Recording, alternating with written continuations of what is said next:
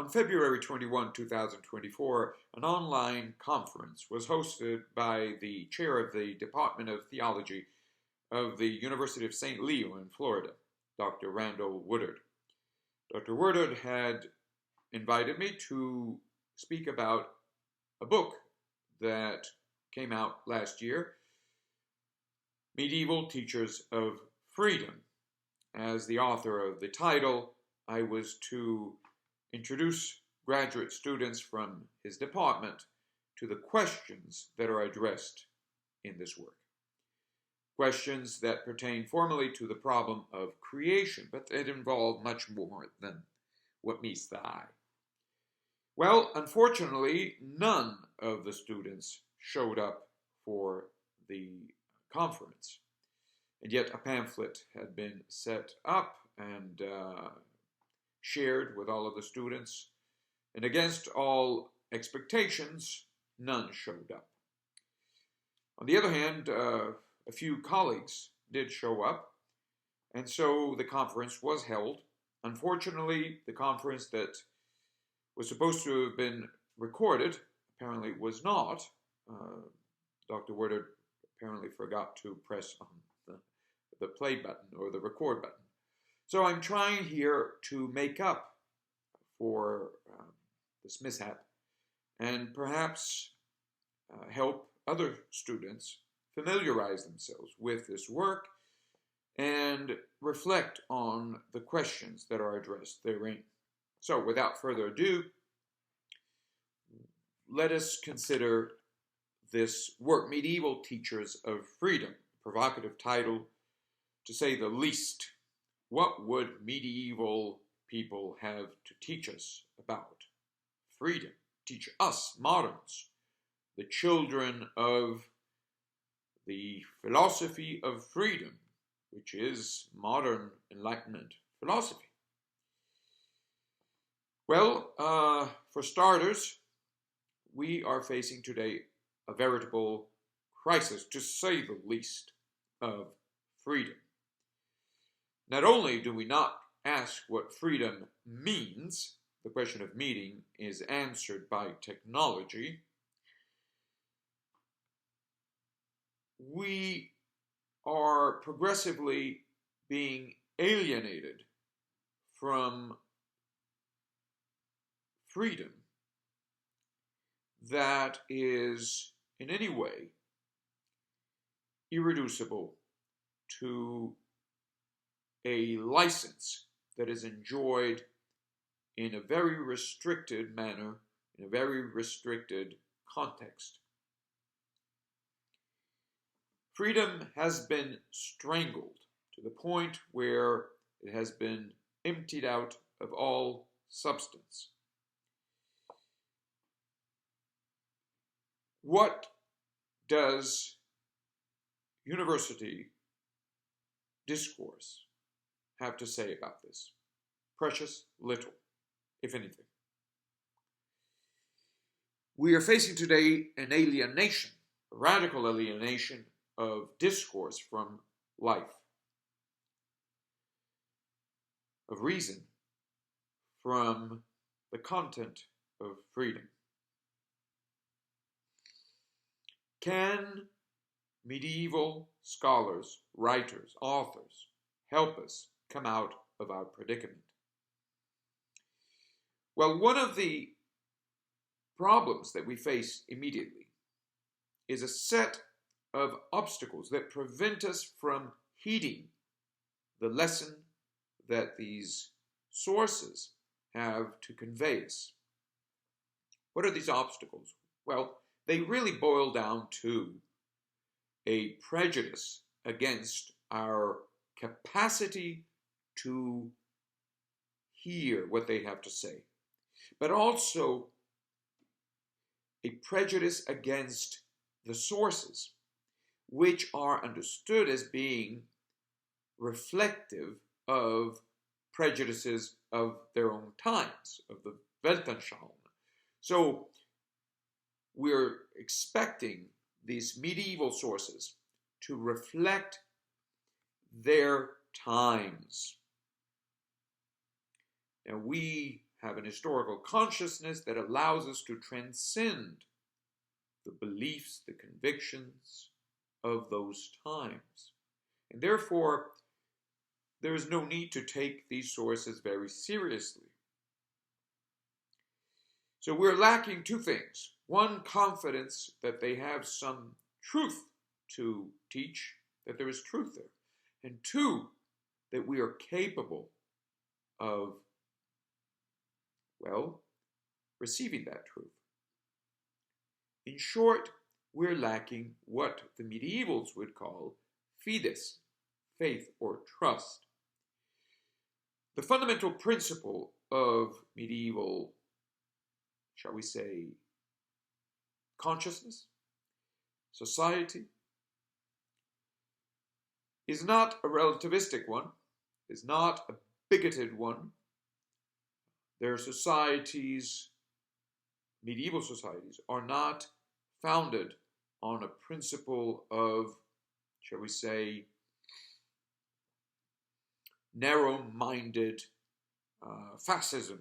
In other words, they're not, we're not speaking about societies that are built on the principle that my clan, my tribe is right, always right, and yours must therefore be wrong.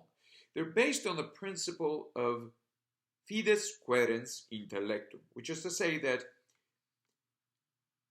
we are naturally trusting that one, beyond ourselves, there is a truth to be understood, there is an intelligible truth.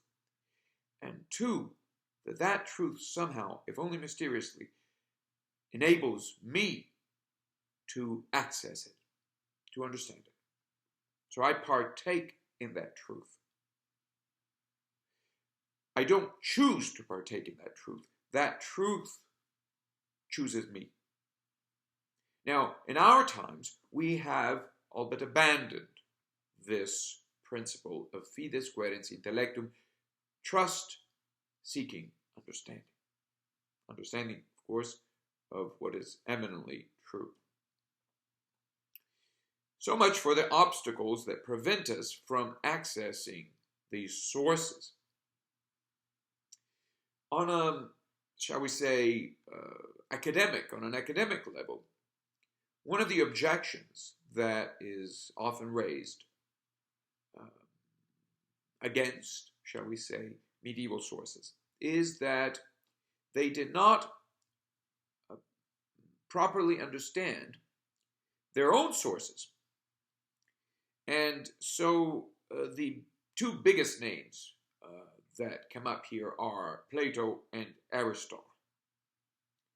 It is often said that the medievals are Aristotelians and not Platonists. And if there is any Platonism in them, it must be what we call today, what modern man calls Neoplatonism, which is a kind of betrayal of Socrates. And what this work tries to show is that that is not the case. That there is no dichotomy, shall we say, no strict separation or opposition between Aristotle and Plato. And that Christianity, in particular, can help us understand why there isn't any. Insofar as Plato emerges as an unspoken context within which, shall we say, an Aristotelian articulation of problems unfolds. So that our authors, from Boethius, St. Augustine, Thomas Aquinas, are all Platonists at heart, even though they can readily subject to examination, critical examination, Plato in discrete ways. And they are Aristotelian in that Platonic context. Now, it turns out that Plato here is not fundamentally either of two stereotypes that we have inherited. One, the Plato of the Timaeus, who, well, is said to have given us a natural theology, complete account of divinity, which is, of course, pre-Christian, the demiurge, God up there, which is within nature. And on the other hand, we have, this is the other stereotype, the Neoplatonist, so-called Neoplatonist, God of emanationism. Well, this work, Medieval Teachers of Freedom, shows that there is an intelligent, shall we say, serious understanding of emanation that accords with biblical writings, and that medieval teachers of freedom, as they're called here, articulate that understanding of emanation that is compatible with Christianity. Christianity understood here as, and this is the way I characterized Christianity in the conference, as the religion of mediation par excellence. So we can consider other religions, Islam, in various ways, and characterize them as, well, Islam could be the religion of submission to God. All right. The totality of reality understood in terms of the unity, the absolute unity of the divine. We could look at other religions and characterize them in various ways, but Christianity emerges and develops throughout the Middle Ages as the religion of mediation. The logos is crucial. Small pun intended. What we have here is, in the medieval accounts, is an articulation of the problem of divine creativity as emanation, where the logos, the word of God, is a portal, the absolute mediation that allows for the dialogue between the human and the divine. So it allows us to speak about human creativity, not as opposed by or negated by divine creativity. Divine creativity is understood in terms of a kenotic act of self-giving.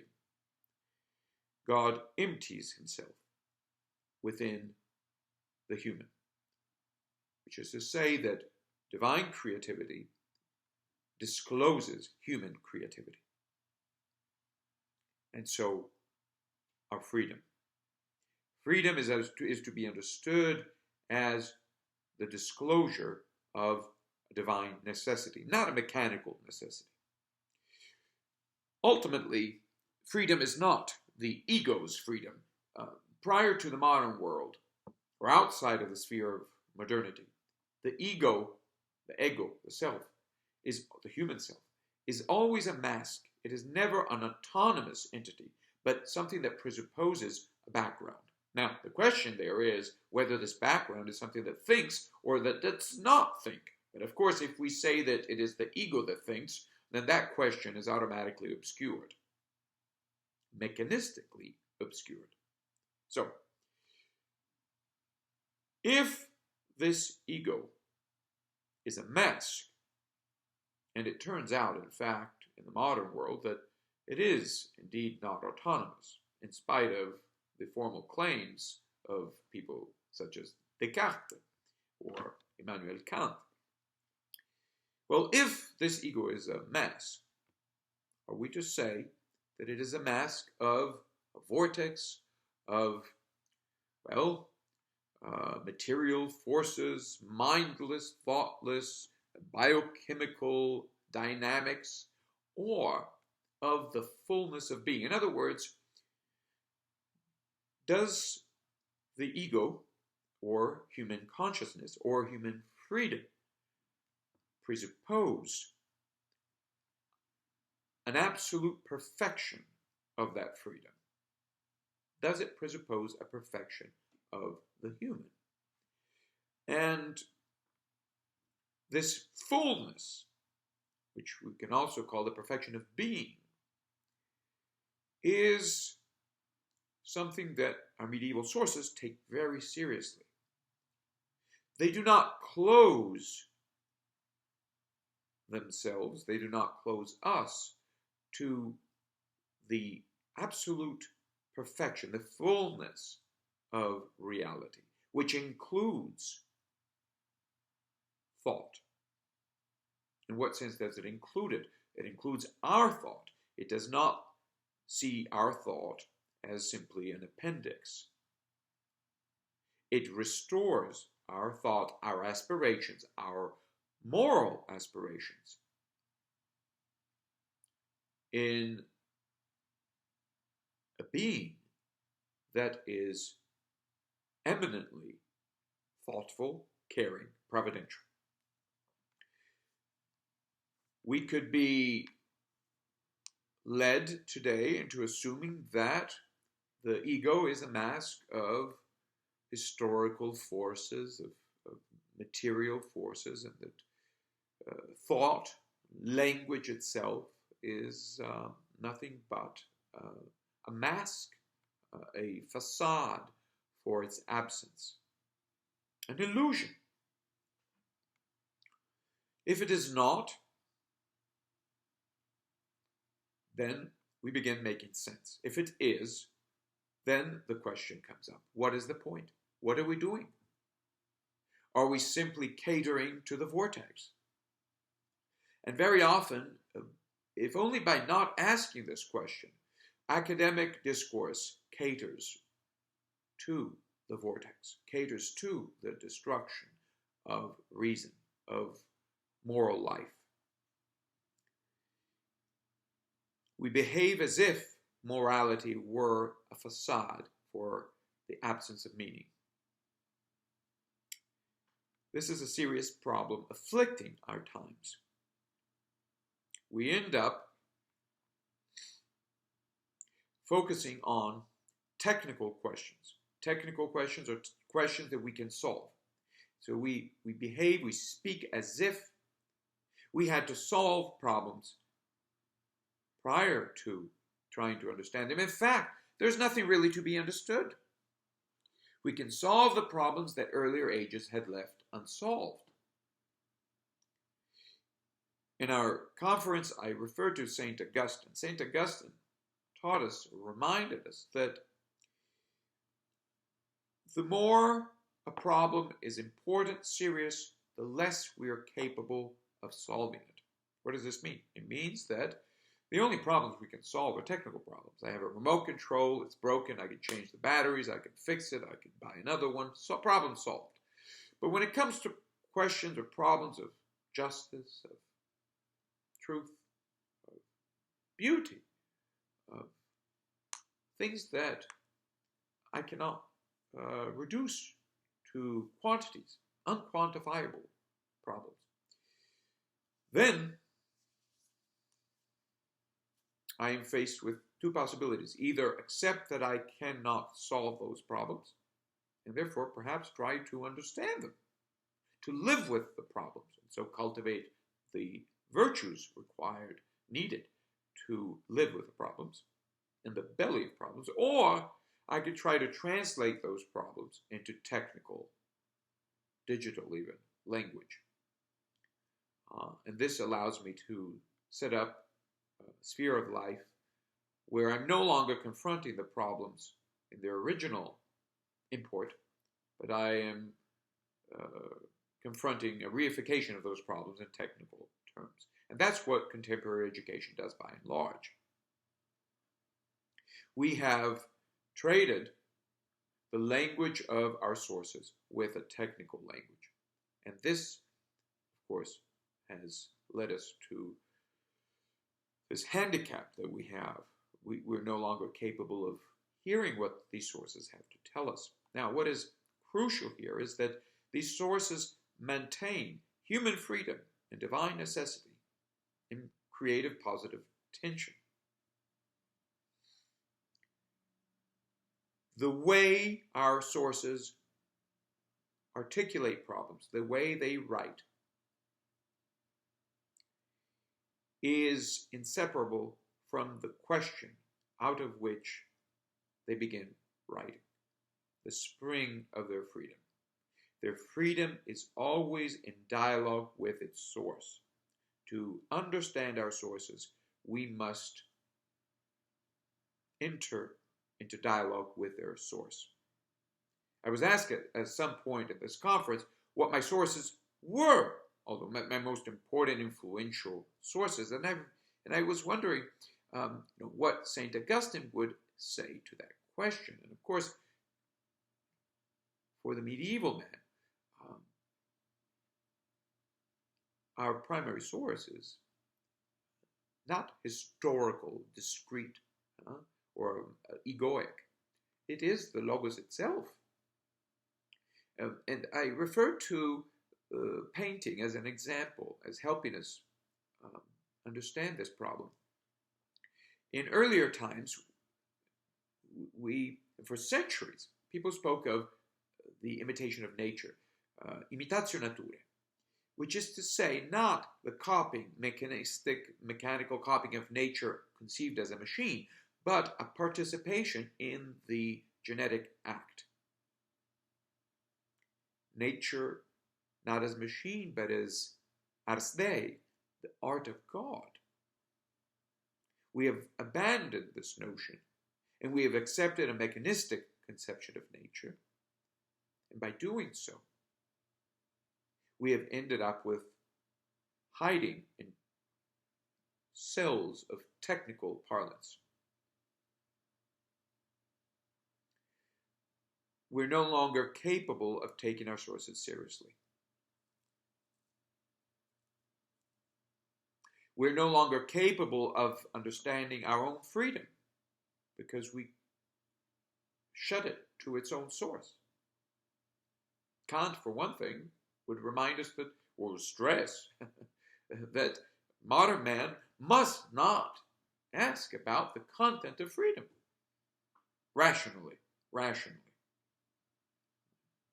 He can have the experience of it, so there's kind of the experience of the sublime, and we end up very often with a religion, a Christianity here, that is reduced to a religion of feelings. Feelings that then are informed, of course, by the technocratic regime that manages all of the religions.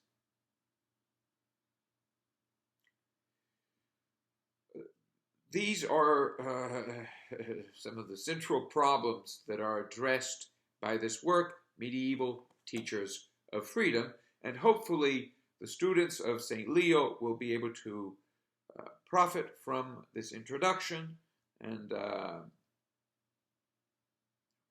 they should not hesitate to get in touch, to ask further questions if they have any. And all of my blessings go to the host of the conference, and I'm trying here to make up for the the glitch that we had in the system. Blessings to all.